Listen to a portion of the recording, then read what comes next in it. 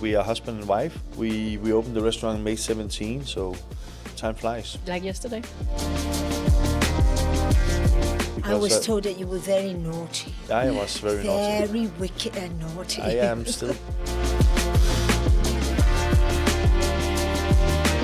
I worked at Noma, I worked at Plaza Tina. I've been around and seeing different kitchens. From a gangster until meeting the king and the queen, very chic. Yeah, they have been dining here a few times.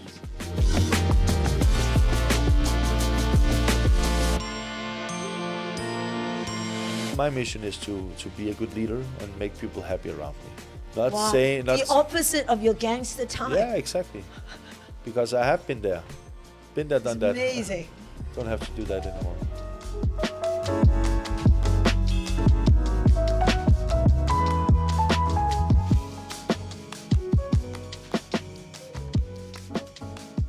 Hello, this is Pearl Lam podcast. I am here in Copenhagen, and I'm sitting here in this wonderful restaurant, Jordnær.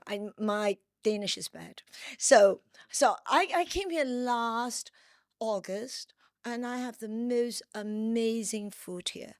And also, I find out that this is a restaurant founded because of love.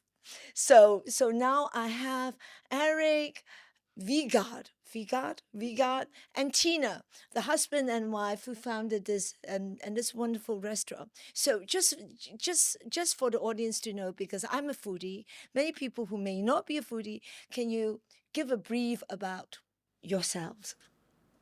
Yeah, but like you say, we are husband and wife. We opened the restaurant May 17, so soon, 8 years ago. Yeah.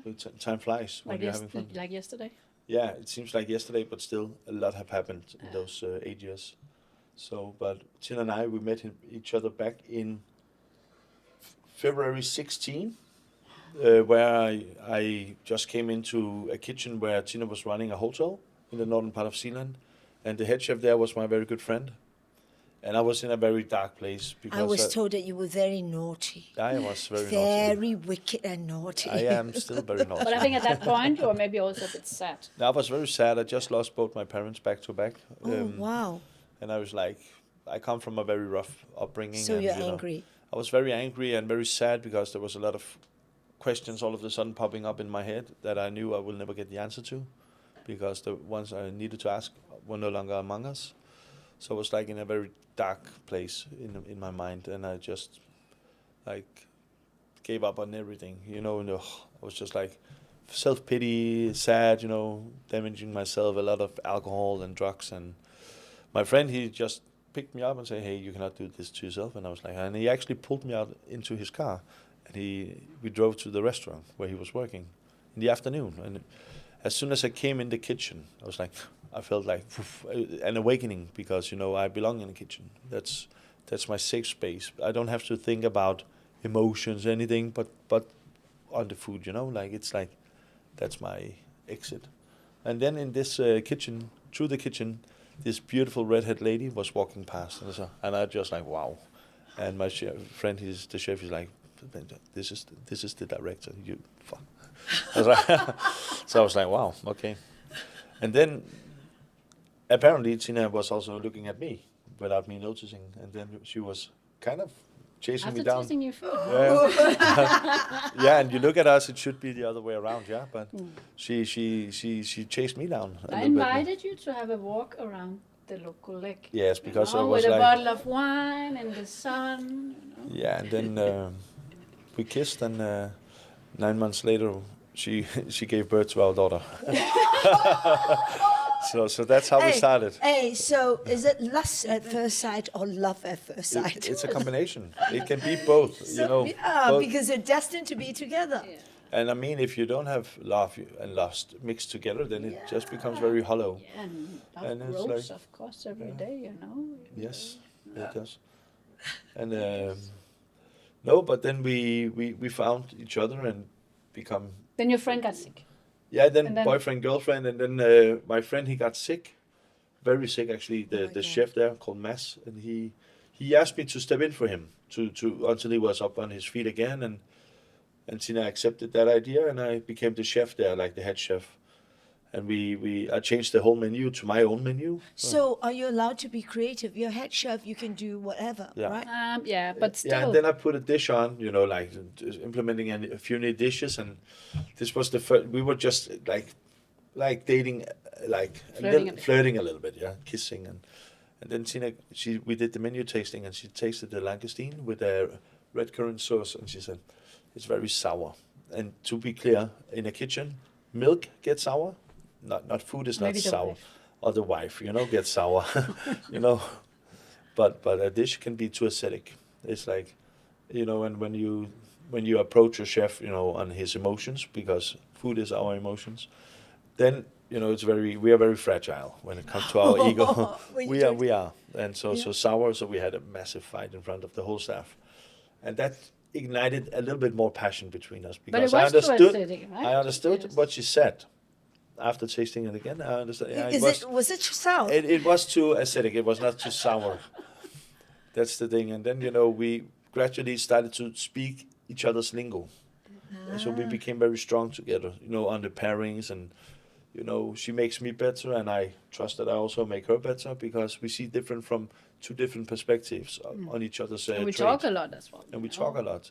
So what I see from a chef's perspective towards service, I can add to Tina's idea, and what she tastes, she can say, she can guide me a little bit sometimes, because sometimes in the kitchen, Of course, you're like tunnel vision. yeah, but also all the employees, all your chefs around you.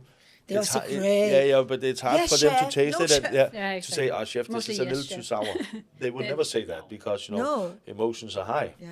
So they more or less just pat you on the back and then Yes, say, chef. yeah, all is good. And just so and without that, like, resistance and a little bit of criticism, you cannot grow. So you see, I grow very fast. A lot of criticism in a positive way. But when you were working in that kitchen Yeah. at the time, did you start making your name there? Yeah, in some way, I was like starting to take myself a little bit more serious. I came from being a head chef at an Almanac restaurant in Copenhagen. I worked at Noma, I worked at Plaza Athénée. I've been around and seeing different kitchens. And I was like just doing day-to-day labor, because I was still a little bit, I had a hard time leaving my past. Because in my past, I was involved with a lot of different organizations, but in the criminal underground of Europe. So we were, for me to exit that was like leaving a part of my identity behind.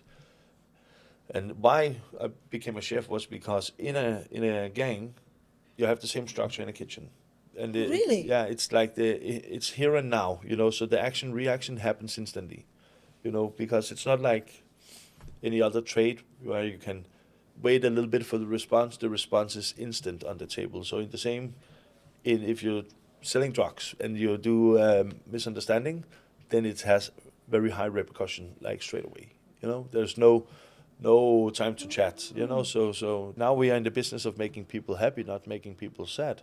So that makes, I think that's one of the good things I take from my past into the kitchens is I know the roughness of both industries, so I don't have to be rough in the kitchen in the same way, because But the reason why you wanted to leave the place up there was because you couldn't really put 100%.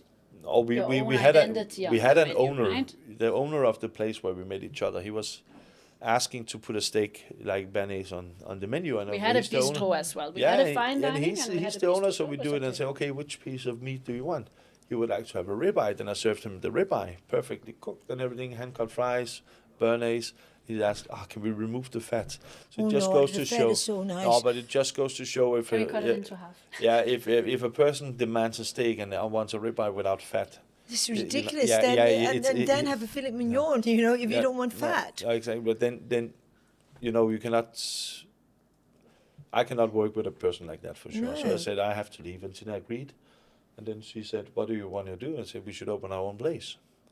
We didn't have any money, so Tina was searching for a place for this to happen, because she kind of also, I think, in her head knew I needed something to do, or else I get restless, and then I start to Gangster, I need action. I need action all the time, because if I'm getting bored, I start climbing on the walls. So that's not good. I get restless, and a restless mind is never a good A thing. healthy mind, no. In that So sense. no, not for me at Not for least. you. And then I was sitting at home we shared a house with my daughter from my previous marriage and Tina's 3 kids from before, and Tina was pregnant with our first kid in between the two of us. And it was December 16, and she came home saying, "Oh, I found the place." And so in the car we drove we lived up north, so we drove in here and in the parking lot here. I did not know the area at all. We came in the back door, and it was like we came in here to there was a restaurant here for the hotel, and it was called Le Patron, and it was like It was a bit old. it was probably the most ugly restaurant I've ever seen. I am very honest. There was seats for 90 people in here, and it was like with a buffet in the middle, like and coffee stains on the wall, like thick carpets with stains all over. Leather furniture with broken seats, and it's like it was so horrible.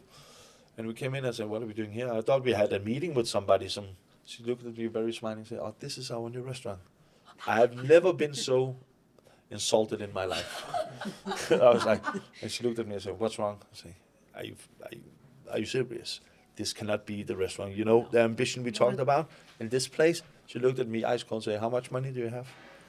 Because we didn't have any. I didn't have any money, at least. I for many reasons.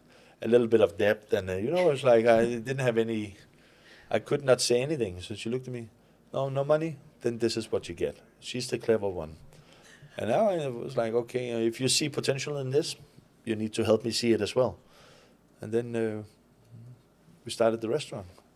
Yeah, I remember, Tina, when I saw you in August, you told me that Eric said he wanted to open the restaurant. Next thing you did was you calling everybody that you know who can back the restaurant, and your dream was to make his dream reality because you trust him.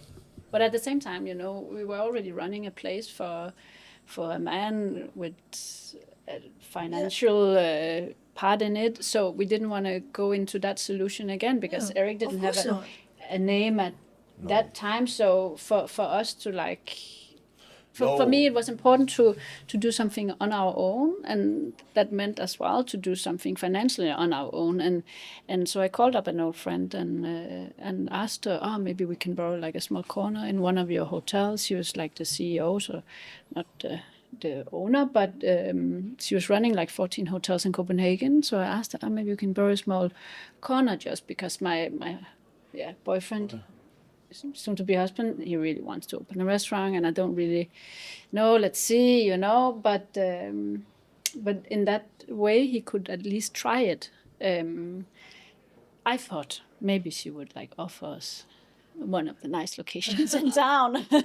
But actually, the restaurant made the hotel now. Yeah, but at that time, this was the only location available, or for them, very bad run. They have been the owner since '59, so of course at some point, they just let it go a bit, and then they needed to find a solution for it. So this was what we could. This was what we could get. Yeah, and then they said yes to us moving in here, but they also wanted to know what we wanted to use the space for, because since we are renting it, but it's also inside their building. Yeah.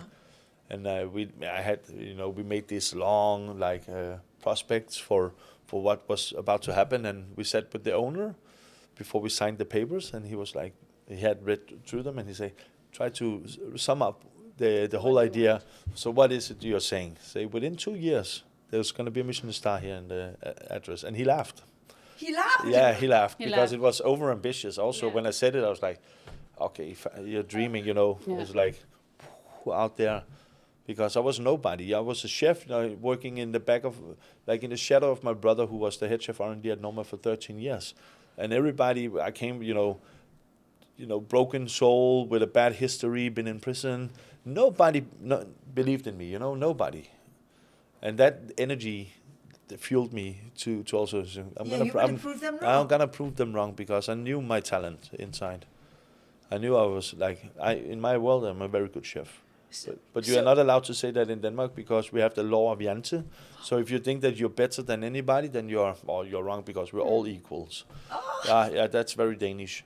So, but then I say, well, and then we opened in May. And then very fast, then we asked him, okay, now you're laughing. Okay, if we then get a star, can we then get half rent?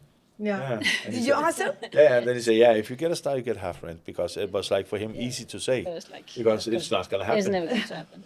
Then we opened May 17, August 17. We had the Michelin inspector sitting right where Tina is sitting right now. Yeah. And he came in and just like. It was more or less the only English number. Yes, we had a lot of local guests only. Yeah. Nobody traveled to Gentofte to eat my food because nobody who was knew I? we were open, So we had an English guy on a Gmail with a UK number with a name which could be some dead poets, it's like very. So you knew that this is a Michelin person. No, we did not because know. then he arrived to the door and he was like wearing like an old raincoat, like a bit like worn out shoes. Yeah, not worn out shoes, but like trainers and a watch with a Velcro wrist wrap. And like he could be a chef. He was a chef. I said, this is a chef traveling. So he sat ate down. fast. Yeah, and then he started ordering a beer. Yeah. So it's a bit like but then he started eating, and I saw the way he was eating the scallop dish we had, and I went to because back then I also helped clearing, and I cleared and said, oh, how did you like the scallop? It's very intelligent, he said, like the combination, and you can definitely then your industry if the term, the way he talked and the way he ate. So after the meal, I just I thought, okay, he's industry, so just wanted to. Oh, what are you try off? So what are you doing in Copenhagen? He said, if I get the bill, I'll tell you what I do here. Then Tina was on table 7 talking. I was like, and I started sweating because and I was the only waiter. And Tina was talking to some other guests, and she, she's missed hospitality. And she was like, and then after she got, the gentleman would like his bill, and then he paid, and then he got up, shook my hand, and introduced himself with his name, and said, from the Michelin Guide, and do you have time to sit with me? I said, yes, of course. And we sat down, talked. At that point, they actually gave out the card. They had we had to sign some papers for them to use our name for marketing purposes and stuff like that. Yeah. So were you excited then? Yeah, I was very excited, and then we didn't hear anything from them. Nothing. Nothing. But on the night, he was super sweet. He was super sweet. He took his time to talk. No, but the Michelin has always, we never had a bad experience with them. Never. They're always kind people that, they're very normal in some sense. They represent the diners very well. Right. They are. They don't want to put us down. They want to lift us up, and you feel that. It's like not in their agenda to try to test us in a negative way, because they know the power they have, and I know this all these movies trying to they put a fork on the floor and all this, but they don't try to seek failure for us. They just want to have a genuine experience when they're here, for sure. I think the Michelin is magic. So she took you away and she started talking to you. Yeah. And then he tried to understand how you make your food and all that. Yeah, and a lot of questions. We had a talk like we are having right now, just sitting in there. We had a table in the chamber here, and we talked for an hour or so, signed the papers, and then I went to the kitchen, and it was a very small team. We were 3 guys in the kitchen, and Tina, and I said, that was the Michelin. It was like, wow, I remember that. It was like... So exciting. Yeah. Right? That was magic. And then we didn't hear anything. And then... winter comes, and it was in May, always in February, back before Corona. It was like the second week of February was the release for the Michelin Guide in Denmark. And we went skiing in week 7 because that's the school holidays. And we went with Tina's parents, invited us to Norway to ski with the kids. And we were like, we didn't hear anything. But all of a sudden I saw people that, back then I was like looking into, and they looked at me, and competitors, the candidates for a star, posting, now I got the invitation for the Michelin. And I was like, where's my invitation? There was no invitation. And then it was like, we were the week 7 as week 8 was the release of the guide. And no, I didn't hear anything. And then we were traveling. Because we had promised an elderly couple to do their 85 years anniversary. Yeah. like a For like 15 guests or crown something. diamond wedding. Yeah. So and we hadn't It's so informed the sweet. team, so it was only me and Tina That went home. that went home, opened up the restaurant to do this function 3-course dinner, and then there was like this email ticking in. So we extended the guest list. So if you would like to join us If on you Monday, want to come. you can pop by if you want to. Say okay. At least we invited, so they know about us. So we're in the circle. So let's go there. So we went Monday. We came home Sunday, and then Monday we just went in. Bought some silverware. Actually, Actually, we just took the time to walk around. Yeah, walk around, and we didn't expect anything at all. Because They would insist and say that you have to be there. You will. They would have pushed for a little bit for us to be there. So I was like, okay, at least perhaps then next year. Yeah. I was very clear about that. And then we go in and mingle with everybody, and all of a sudden you're in the circle, like you're with the Michelin chefs. So being seen in the right circles. Then we stand, and actually next to me is a chef who that year had been very arrogant to me. That year, because he was expecting, he had like a restaurant with a big backing and everything, and he was like very arrogant in a situation where he said, because we were nominated for Breakthrough of the Year in the Danish. You were nominated for what? Breakthrough of the Year. Breakthrough. In the Danish Eating Guide. Which is a big thing in Denmark, but it's not international. But in Denmark, it means something. Also, as a young restaurant, you want to have all the publicity you can get. Of course. And we didn't win. And then I was a little disappointed because I don't play to lose. I want to win always. Oh, you didn't win? No, we didn't win. And then he came to me and was like, but you also need to go and practice being super arrogant. You need and he was standing next to practice a bit. Yeah, then he was standing next to me, and he was expecting a star, and they called my name on stage, and I slapped him on the shoulder and said, we went home and practiced, and then I went on stage. Because, I'm not arrogant. Yeah. But if you're arrogant towards me, of course, you give it back. Yeah, you might experience a side of me which people don't like. But actually, the only one I think expected us to get a star was this. The only guy who said, when we came in to the event, this guy who's the director and owner of the Danish Eating Guide, where we didn't win, he saw us and said, so you're getting your star today. I said, but of course you get a star. He was 100% confident. None of the other journalists expected it. Oh, but he was 100% sure. 100% sure. He said, you're getting a star today. And I was like, no. I didn't believe him. I was like, no way. And then we had the star. Wow. And then, because we started out being a little bit like over-ambitious, and clearly not over-ambitious, just on the right ambition, because we had the star. And then I came down from the stage. The journalist, so what now? I said, now, 2 stars. And people just like, you're crazy. Yeah. And then, but it was also at a time, everything was very simple. Yeah. We were not many. I love it. And then you say 2 stars, and then what happened? They were shocked. Yeah, and then they say, well, shouldn't you just like sit back, enjoy, and 1 star is good, and say, yeah, but it's very.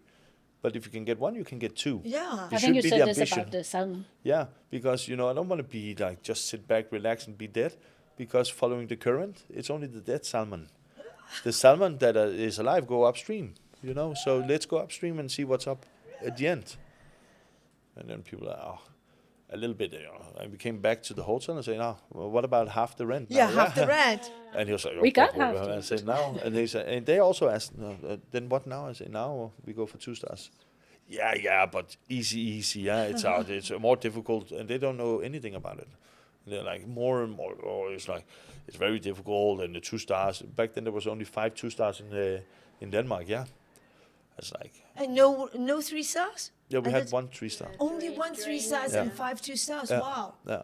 And then I said, I want to be part of that, 2 stars. Yeah. And people, everyone around me said, doubting it.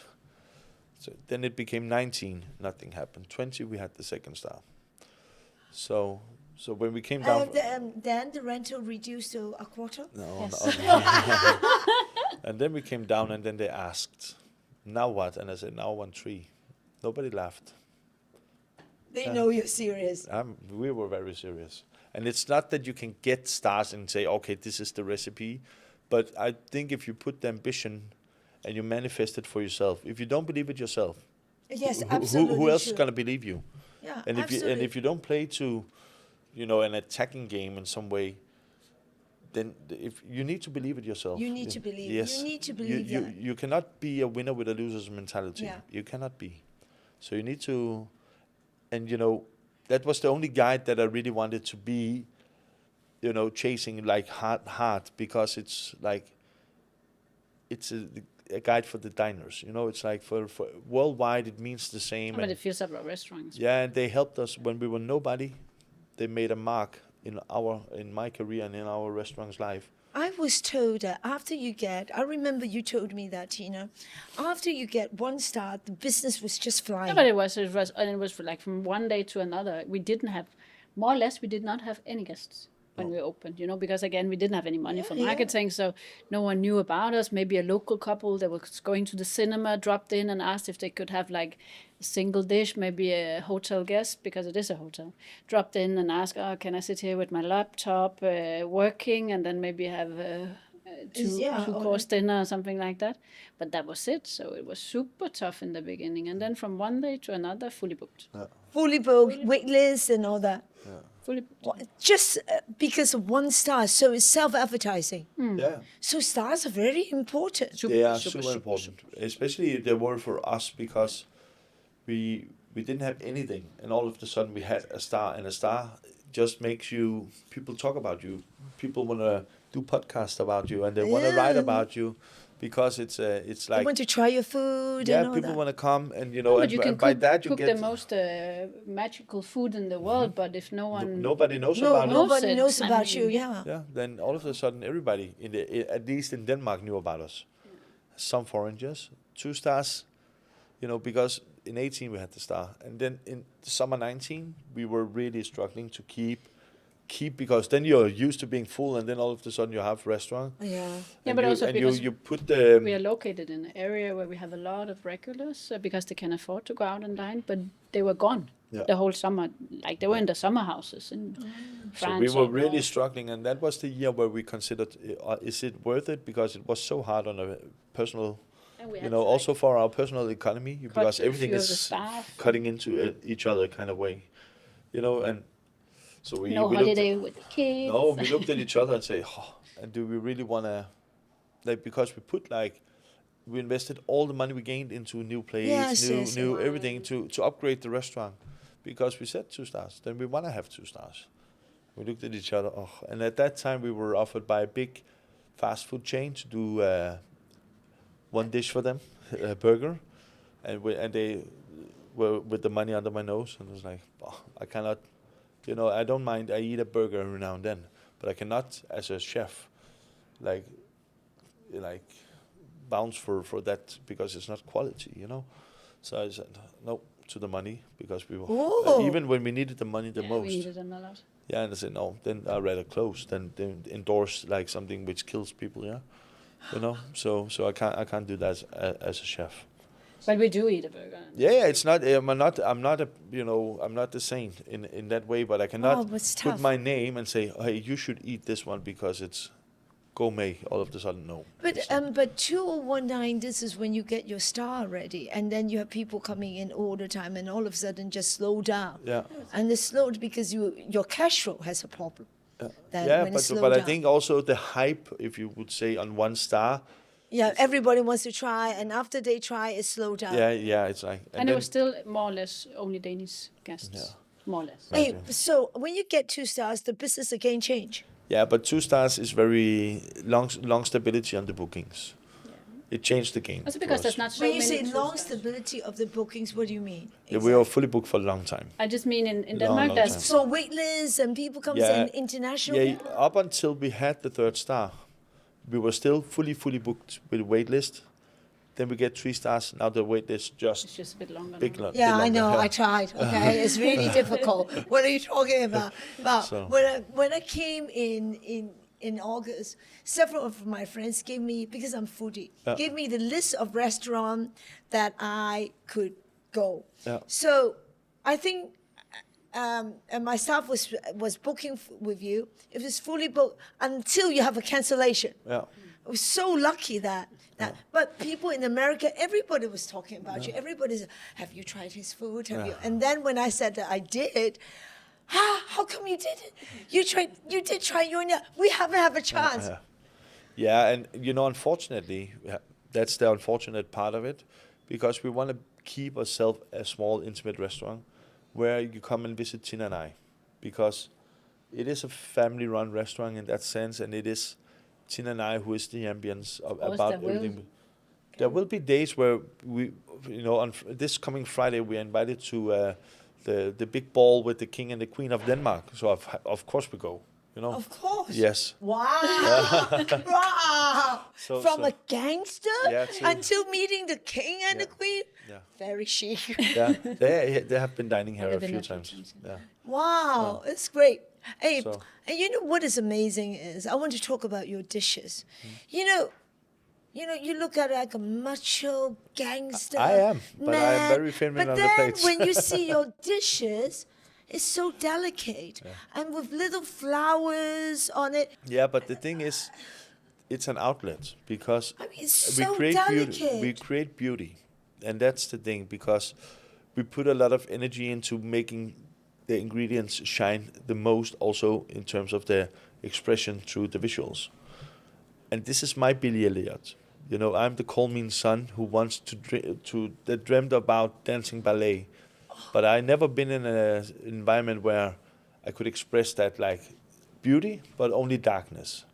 I grew up in darkness. I was raised in darkness. I became darkness, and out of that is all this beautiful lightness. I mean, it's incredible. When we saw you coming into the room, you're the chef. We look at the dish. How come the dish and your image is completely two different things? I understand. It's it should so be a delicate. It should so be a beautiful. raw tomahawk steak cut with an axe. Exactly. It was really very touching. But that's probably also why it makes an impact, because it's so contrasting. It's very contrasting. You're like a paradox. Yeah, I am a paradox. Yes, I think completely paradox. That's well said. Yeah. And I think another good story that I want to share with the audience is, I remember you told me that you were very naughty, that you were sent to a boat. Yes. And then in that boat, they give you a recipe, and then that's how you start cooking. No, but I was sent on this boat because I was kicked out from a youth detention center because youth detention center, you were kicked out. Yeah, they could not handle me because I was too aggressive and too crazy for them. And I was driving around with like a social worker, staying in hotels because there was no place to put me.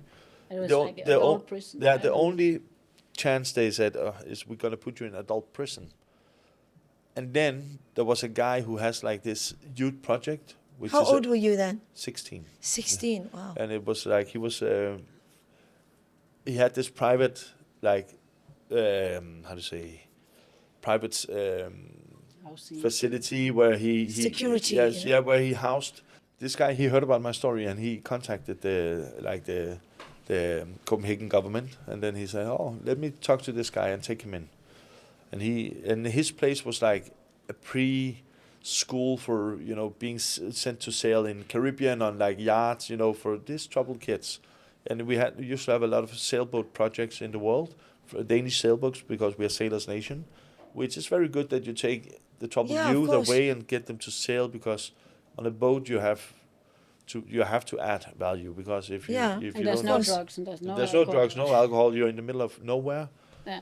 And then you have to work with your team as well. Yeah, but I was unfortunate in while being on this camp, sort of, I got in some more trouble. Again? Again. So they were like, okay, we need to do something ASAP, because the next thing, when he gets his next sentence, he will go to the youth prison, no doubt, adult prison, no doubt about it. So they were like, for the best of me, they put me on a boat. But the only boat they had was like a coaster, like a real commercial fleet boat, with a Polish crew and a Danish captain.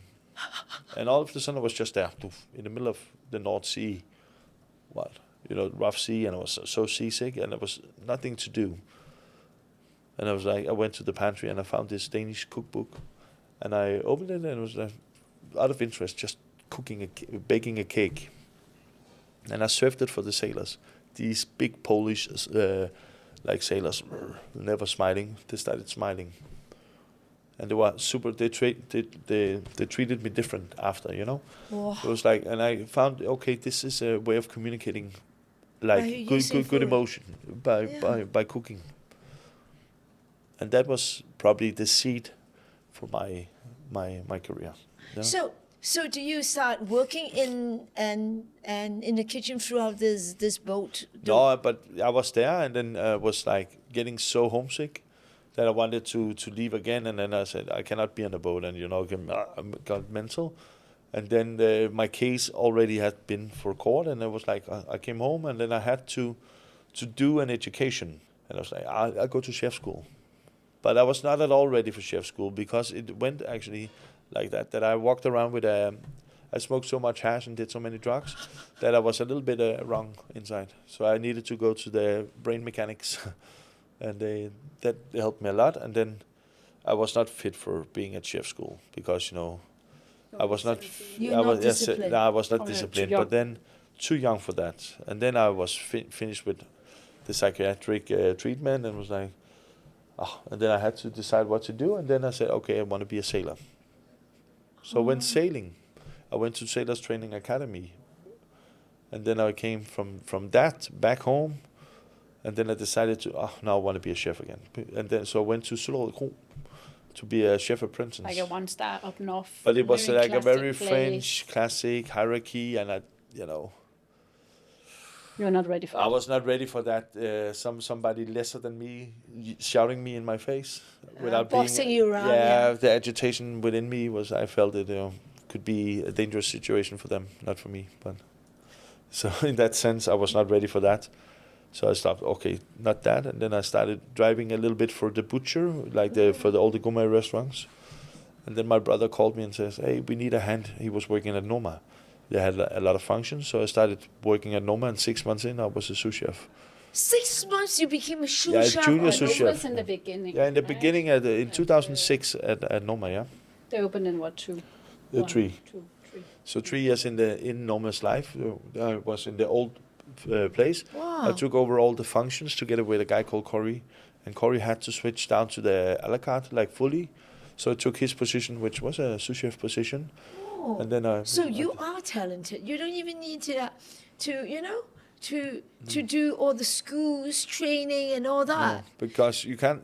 Cooking is something you learn while cooking, not while being in the school. But Noma, is it a very different setup than Yeah. your old French? Yes, the hierarchy there was, of course, very. There was like, but the energy was very different. There was a new language being talked. It was not like the old hierarchy, like the classic sauce. It was like new. Everything was new. Also the energy, and the energy coming from Noma changed the world. In Yes, the of course, gastronomic of course. world, and on good and bad, because there was also a lot of agitation and full power, which everybody talks about.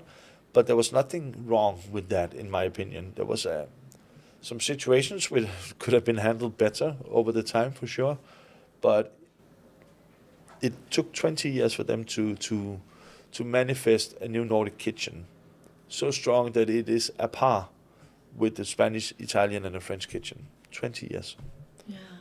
Because It takes something, yeah. because Renee in is- early 2000, Noma was still not known. And now you can, prior to Noma, we didn't have any Nordic cuisine. no, and you can We find had a people lot of all Nordic over. cuisine, but he assembled everything under one umbrella, Yeah. and then made us aware, and even people all over the world cooking, being more attentive to the terroir, thinking about seasonality even more than they did before. So everybody, even when you travel to Thailand, they know about the Nordic thought. Yes. And they cook with that in mind in Thailand, which has one of the most rooted food cultures in the world. Because No, there was so- one restaurant in Shanghai just opened 7-8 months ago. Yeah. The chef is Brazilian, also was working in Noma, Yeah. and the food is amazing because it's the Nordic thought. So it's never. Before we always talk about French Yeah. and then Spanish, bully Spanish, and then No, but Noma I has think, really said, yeah, but I think they just they just rebooted, no, because we talk about terroir kitchen, there's no kitchen like the French. Yes. It's only terroir. You know, like if you cannot have a bœuf bourguignon outside Burgundy, which is good because it's in Burgundy where they have the right cattle, the right wine, the right mushrooms, everything. You know, it's like it's made for that region. So you can of course copy it all over the world and make a decent bœuf bourguignon, but the best one you get when it's a bœuf bourguignon in Burgundy. You know, and they are so the right ingredient. They are so terroir driven in France that it's.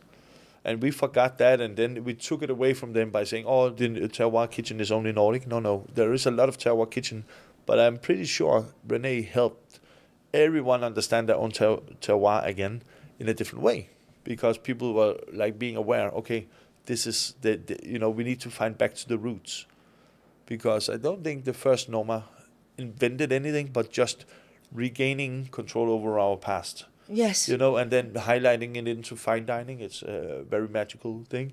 But René, we had the langoustines, but we didn't use it, in the right way in Scandinavia, And all of a sudden, things we took for granted and we never used and knew about in our region became like stars on the plate. Now when you came to Denmark, because of Noma, there's so many restaurants. I mean, it becomes a foodie attraction. Yeah, but I don't think there would be a food scene without Noma. Yeah, because I agree. Many of us chefs who are now successful on our own name, we have to pay tribute to René, because we all been around that kitchen, and the inspiration we all gain from that, we take it away very differently. I don't cook Nordic, for example. I cook with the Nordic respect for the produce and with Nordic ingredients, French cooking and Japanese inspiration. Yeah, you have Japanese. I feel some of your food was like a fusion Japanese, but then you told me you never been to Japan. I was in January. You went to January now. Rafa, where? Where did you go? Tokyo. I was invited by the Tokyo government for a tour around. Yeah. Did you try? I tried a lot. You tried the sushi side? Yeah, we went to Sushi Saido, for example. Yeah. Oh, Saido is very good. But do you? My favorite is Kansai food in the place called Kanda. No, I didn't go. Next time when you go Kanda, because it's not sushi. No. Sushi Saido is very, very good. It's very good, but I was. Kanda is. We had many good things. Also, mutton yakitori, which is sobrasa style, like Spanish style, with high, where you can move the racks and everything. It was really, really good, and and also I learned kakegori is not just kakegori, because it's science. It's more. It's crazier than. And I just shaved ice. Wow, it's. You went to the food market? Yeah, we went to Toshio market. The food market, the fish market. And we ate at Cézanne, which is a very strong 3-star restaurant, in my opinion. So next thing you have to visit Hong Kong. Hong Kong is a foodie place. Yeah, that's actually, we talked about it very. And next time when before you visit Hong Kong, please let me know. You know Simon Rogan? He was Simon Rogan from I don't. in England, 3-star chef. He has a 1-star in Hong Kong called Roganic. Oh, I know. He just rebuilt his restaurant. Hong Kong is. And we're going to cook together there. When? We are hopefully soon. I don't think before 2016. No. Oh, please, you must let me know, because Hong Kong people, we are all foodies. Yeah, but I would love, and Hong Kong is my next go-to destination for sure. Yeah. When I have time for myself to travel, it will be Hong Kong, for sure.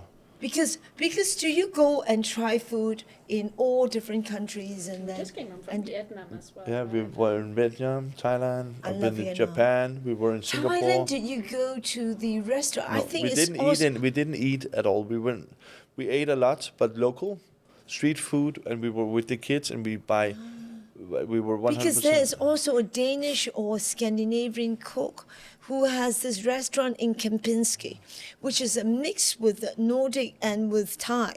It's amazing. Yeah. But we're going back to Bangkok in September. Yeah, Bangkok Food Festival. We're going to participate in that.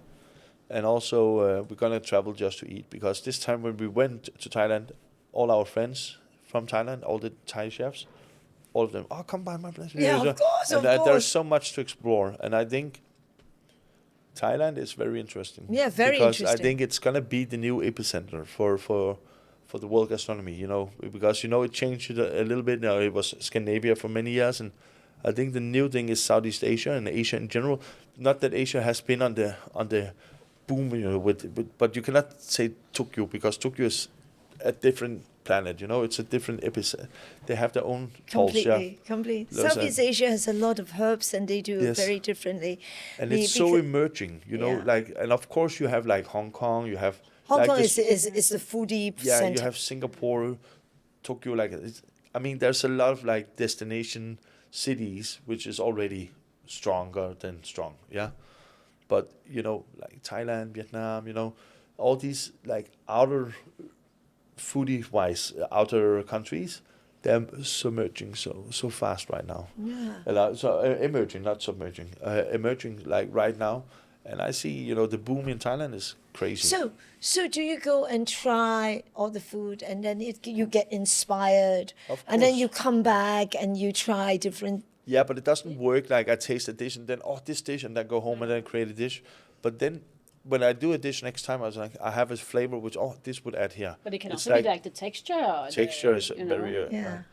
I remember Tina, you were telling me the first bit of money when you want to change the crockeries. Yeah. And then Eric said, no, we have to upgrade the wine. No, that was the other way around. Well, I wanted some new plates. You want the plates, and you said there was the this, wine. the white. But we started plates. We started out with all the Kasper Wirtz Danish ceramic. The Danish super amazing ceramic maker. but a bit more rustic and stuff. Yeah, he made all the plates for Noma, the old Noma. Yeah. Very famous for that. And so I know him, so I said, Kasper, we need. Can we get it? And he made some very nice plates for us, but this ceramic big plates is like one style of food you can make in that. You cannot do what I do now in these plates in the same way. It's sort of like too rustic. A bit too big. And then I was like seeing this Bernardo Ecume, the Pacific Rim, the big one. Super expensive. Yeah, super expensive. But I went to Tina and said, I need this one, because all the big chefs are cooking in this one. She said, how much is it? And I said, you can have 10. She said, 10? So it was like... So we need to wash the plate. Yeah. So I was standing, back then we didn't have a curtain out or no door to the kitchen, so I was standing, and then the plate was gone. Clear the plate, hot water, wash, keep it warm under the heat lamps, and then play it again. Next dish, next table. The same. Yeah. So because we only had 10. But we had 10. We had 10. But 10 for 30 guests is not a lot. And that was during your 1-star period? Yeah, yes. it was just... And then actually they posted a picture from the Michelin guide with our king crab with the mussel foam in that plate and saying how to elevate a dish to Michelin level. So I had 10 more. But you also upgrade the wine. Yes. We did. We always we still are. Now we are 3-star, but we are not saving any money. No, we are not. We are not trying to. We briefly talked about this, perhaps looking for a new location, and you ask why, and I tell you that it's because we feel we have more to offer. It's not that the guest experience right now needs any more, or do we need more wine, but we want to be always in development, and we feel that we have more to offer. We have reached, in some chefs' opinion, the top, and it's top for now. 3 stars is a benchmark. Because you have to keep on evolving. Yeah, but some chefs said, you need to go home and defend it now. I don't want to defend anything. I shouldn't defend, because if you're defending, then it's not strong enough to stand on its own. So just keep going the way we are, and then we want to add value to the guest experience. And this room, we cannot expand the room. We cannot add more into this room. So everything we can add is on the hospitality and on the food. We're not in a rush, but we just know that we're not done for sure. We're just getting started. So in our world, we only loaded 10% of what we have to. We have achieved 10% of our ambition. Inspiring story. You can tell a lot of parents, no need to get worried about your children. No, just send them in a kitchen. Send them in a kitchen. No, and also I think, like I used to be very rough in my past, and I experienced a lot of bad things and hard things. So I don't have to. Love. But I don't have to be hard in the kitchen. So I think also that Jordnær is helping changing the whole industry from within. Because this rumor about chefs have to be like screaming and kicking and like that bad ambience. It doesn't work like that anymore. It I doesn't. think It's different. I think nowadays we know about the kitchen is because of the TV series Yes. Bear, the Bear. Yeah, That's it. yeah, but I think they also paint a very bad image of the industry because it shouldn't be like that. Of course, there's a high tension in the kitchen when we do service because, like I say, it's everything Yeah, is. because you want to be fast. You Yes, want to be, but the worst sauce is salted with the sadness, the tears of sadness, or the sweat of Need to be anxiety. happy. It needs to be a happy cooking your food. So my mission is to be a good leader and make people happy around me. Not wow, saying not. the opposite of your gangster time. Yeah, exactly. Because I have been there, done that. Amazing. Don't have to do that anymore. I'm very happy that you two can join me on my podcast. I always say that this restaurant is founded out of love, and it's a beautiful story. Thank you, Eric. Thank you, Tina. Thank you so thank you, Pearl. much. Thank you.